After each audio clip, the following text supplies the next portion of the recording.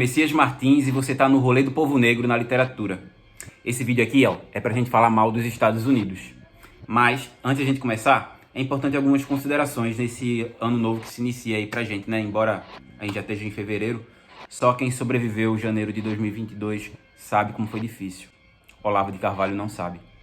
Ui! Mas então, ao que interessa, o canal vai estar passando por algumas reestruturações e aí eu queria aproveitar esse comecinho de vídeo para agradecer de todo o coração a Vitória Garcia, que foi desde 2019 até o ano passado a Câmara Girl do Litera Negra e também quem cuidava de todo o cenário que vocês veem nos vídeos que foram apresentados até então. Também quero agradecer de todo o coração a Gabriel Vitiello, que é designer e foi responsável pelas primeiras artes que vocês viram no canal. Ao longo desse ano, Ana Vitória vai continuar fazendo as traduções de Libras dos vídeos aqui do Litera Negra, conciliando o seu trabalho com também sua vida acadêmica. Vida adulta é isso, né? Já dizia BK, pagar as contas e mochila pesada nas costas. Mas não precisava ser tão pesada bem na nossa vez, sinceramente. Camila Constância também vai continuar com a gente, embelezando o canal com as artes que vocês já conhecem. Vocês podem conferir o arroba dela na descrição desse vídeo. E esse quadro que vocês estão vendo aqui, é de uma artista maravilhosa. O nome dela é Nika. O arroba vai estar também na descrição desse vídeo. E se você não conhece, é um prazer para mim poder apresentar ela para você. Não deixa de conferir. Sem mais delongas, né? Se você está chegando aqui pela primeira vez, não fica moscando, se inscreve no canal e aciona o sininho para não perder os próximos vídeos. O livro que eu separei para mostrar para vocês hoje é esse aqui, The Underground Railroad, Os Caminhos para a Liberdade, de Colson Whitehead. Meu inglês nunca foi dos melhores, então me perdoem aí a tradução. Mas é o seguinte, o Colson, ele é natural dos Estados Unidos, né, de Nova York, mas o importante é que ele tem saúde. Tem 51 anos, inclusive. Eu gostei muito dessa leitura, embora eu já deva admitir para vocês que ela é para quem tem estômago. Esse livro aqui já ganhou vários prêmios, entre eles alguns dos mais prestigiados dos Estados Unidos. O Pulitzer, o National Book Award e também o Indie Choice, que é um prêmio das livrarias independentes. Já tinha adiantado para vocês que esse livro é para quem tem estômago e ao longo das suas quase 400 páginas ele está recheado de brutalidade. Desde os preços que custavam os escravizados a também seus rituais, suas crenças e suas danças. E também não podia deixar de ser diferente os sentimentos dos brancos em relação aos seus escravizados e os modos de tortura, que iam desde arrancar as genitálias deles e colocar dentro das suas bocas, como também de queimar alguns deles vivos. Tudo isso é visto e narrado a partir do ponto de vista de Cora, uma das mulheres escravizadas e que, sem sombra de dúvida, a mulher mais forte entre todos os homens que permeiam as quase 400 páginas dessa obra. Mais até do que o próprio Ridgway, que é um caçador de escravos implacável que caça Cora do início até o final do livro. Cora é a terceira geração de mulheres que é escravizada em sua família. Começando com sua avó, a Jarry, que foi sequestrada ainda criança e trazida para os Estados Unidos dentro de um porão de um navio negreiro, assim como tantas outras que fizeram essa travessia pelo Atlântico. Mabel, filha de Ajarri e mãe de Cora, é a primeira geração da família que nasce dentro dos limites de uma fazenda. E ela, assim como Cora, é a única pessoa que consegue fugir da fazenda sem ser capturada. Mas para isso ela precisa deixar Cora para trás, até então uma menina de 8 anos de idade. Esse movimento de Mabel faz com que o coração de Cora se encha de raiva, ódio, amargura e rebeldia quanto tanto a atitude da mãe de ter deixado a filha para trás, como também do cotidiano da escravidão. A revolta foi tamanha que anos à frente, Cora é levada da mais profunda indignação e rebeldia e foge da fazenda, assim como sua mãe. No livro é Cora que narra pra gente como é que ela passa, né, daquele tempo de criança, menina, até uma mulher e todos os horrores que a acompanham dentro de uma plantação. Agora, você se transforma também em uma escrava sexual a serviço do seu amo, um objeto para procriação. Mais filhos de uma escravizada para um senhor de escravos significa mais braços para sua fazenda e, consequentemente, mais dinheiro. Uma história de escravização conhecida por todas as mulheres africanas e suas descendentes, quem sabe por toda a América. A história da miscigenação e a história da América, por consequência, a história do Brasil, é também a história do estupro de mulheres indígenas e mulheres negras. Assim como a gente fez no último vídeo sobre o livro 12 anos de escravidão, nesse aqui a gente vai continuar a nossa viagem pela instituição da escravidão nos Estados Unidos. Então, se você ainda não viu outro vídeo, só se ligar, ele vai estar aparecendo em algum lugar aqui dessa tela ou também na descrição desse vídeo. No auge da escravidão, o Centro Nacional de Humanidades estima que haviam mais de 46 mil fazendas de escravizados somente no sul dos Estados Unidos. Sério, 46 mil fazendas. Em 1808, o Congresso dos Estados Unidos proibiu a importação de africanos para o país, mas já naquele ano o número chegava a 400 mil africanos escravizados.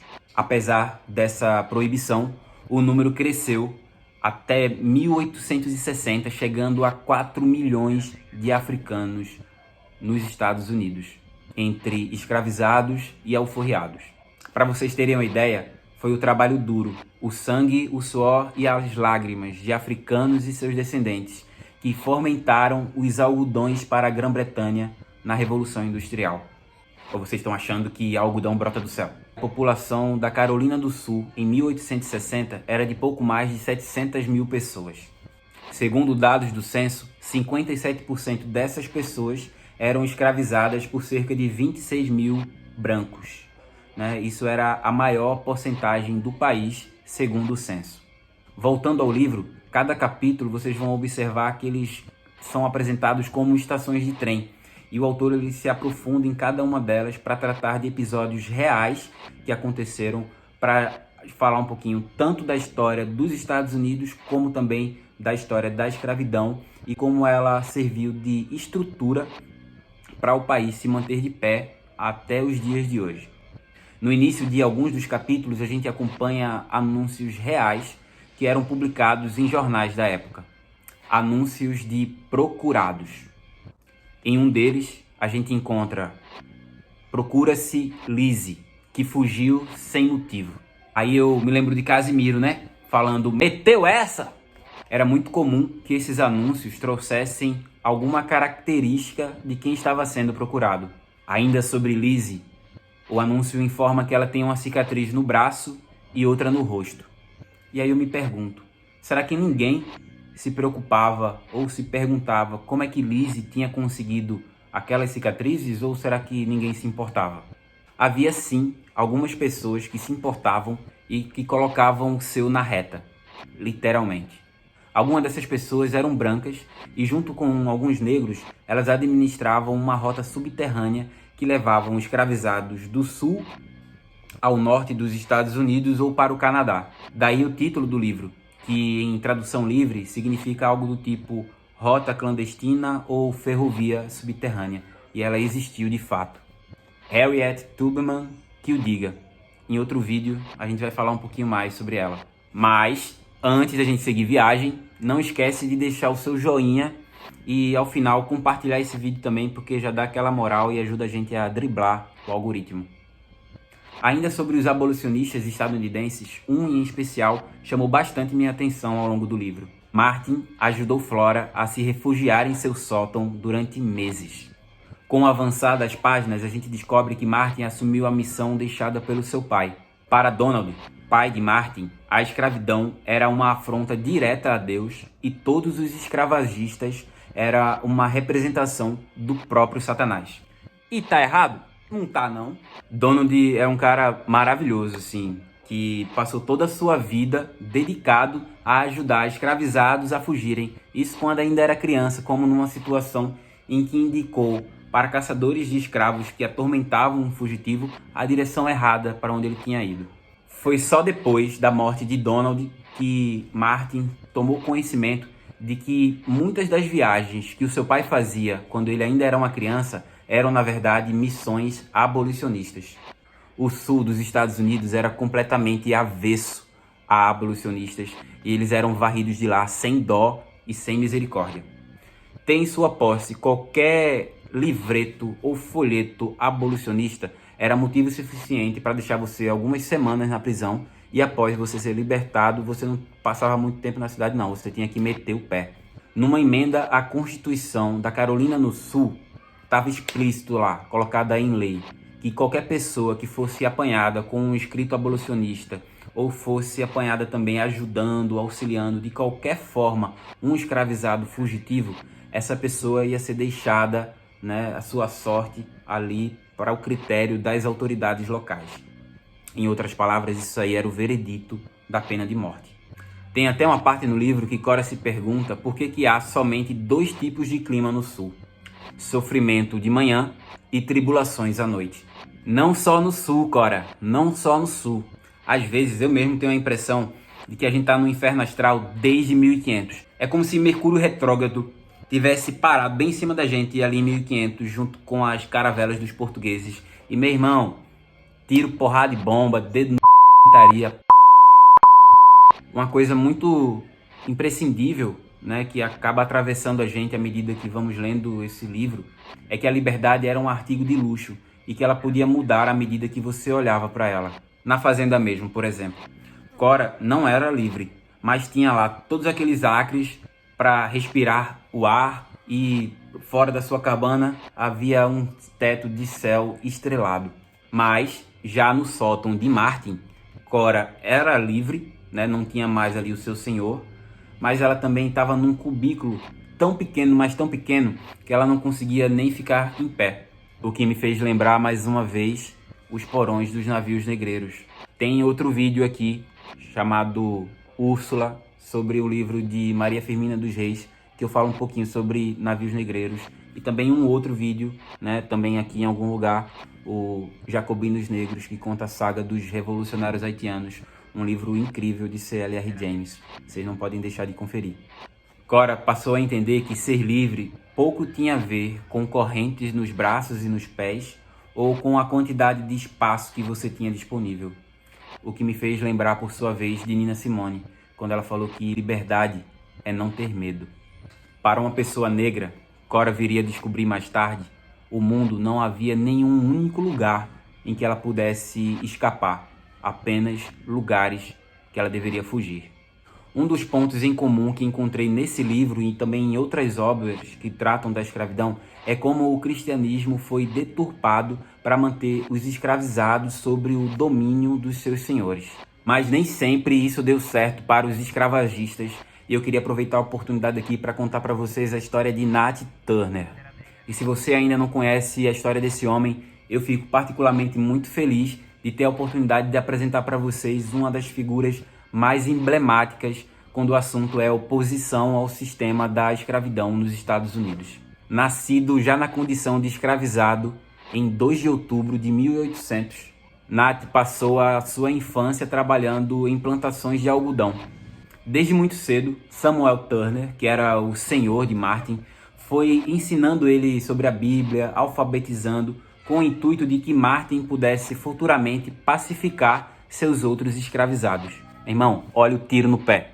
Não demorou muito para que Martin, já alfabetizado, tivesse a sua própria interpretação da Bíblia, passando a ensinar outros escravizados sobre as Escrituras e sendo chamado por vários deles de o profeta. Meu irmão, o maior plot twist da história. Martin, ele começa a testemunhar para aqueles escravizados que ele estava recebendo revelações de Deus, de que ele tinha sido escolhido para libertar o seu povo da escravidão. Se isso é verdade ou não, o certo é que Martin precisava de um grande evento para confirmar suas crenças e isso aconteceu num dia de trabalho, quando ocorreu de manhã um eclipse solar. Claro que foi de manhã, né? Se é solar... É verdade. Para Nat, aquele eclipse foi a confirmação de Deus de que o homem negro iria dominar o homem branco, assim como a escuridão dominou o sol. Em 21 de agosto de 1831, Nat Turner liderou uma rebelião de escravizados no condado de Southampton, na Virgínia. Naquele mesmo dia, desceram o facão em senhores de escravos de toda a região. Mais de 50 senhores de escravos tiveram a cabeça separada do restante do corpo, o que me faz lembrar Lunga, guerreiro do povo brasileiro. A resposta dos brancos, porém, foi implacável, como quase sempre. A Guarda Nacional foi acionada para conter aquela rebelião e mais de 250 pessoas foram assassinadas. Nat Turner ficou foragido por 2 meses até ser capturado pelas autoridades e então enforcado em praça pública. Após essa rebelião, os estados escravagistas intensificaram as leis para reprimir as pessoas negras. Assim como aconteceu também no Brasil, em 1835, na ocasião da Revolta dos Malês, na Bahia, quando o Congresso votou uma lei em que colocava a pena de morte para os escravizados revoltados. Lá nos Estados Unidos, entre as medidas que foram adotadas estava a proibição da alfabetização para pessoas negras, a restrição da liberdade, de reunião de pessoas negras, quer elas fossem escravizadas ou alforriadas, e também a proibição de que elas portassem armas de fogo e também de que pudessem votar. Além disso, brancos também tinham que estar presentes nas reuniões religiosas dos negros para supervisioná-los. Essa rebelião, liderada por Nat Turner, e sua repressão é a mais sangrenta da história dos Estados Unidos. Você já ouviu falar sobre ela? Na escola ou em qualquer outro lugar? Escreve aqui nos comentários. Mas tanto a história real de Nat Turner como a ficção de Cora servem para a gente entender que sempre houve resistência a esse sistema maldito chamado escravidão. No próximo vídeo, a gente vai voltar a falar sobre essa instituição da escravidão, só que aqui no Brasil. Espero contar com a presença de vocês no próximo vídeo. Inclusive, estou separando algumas obras aqui que eu já li e que vão aparecer no canal ao longo desse ano. Spoiler. Eu, Tituba, de Maryse Condé. Rastros de Resistência, de Alê Santos.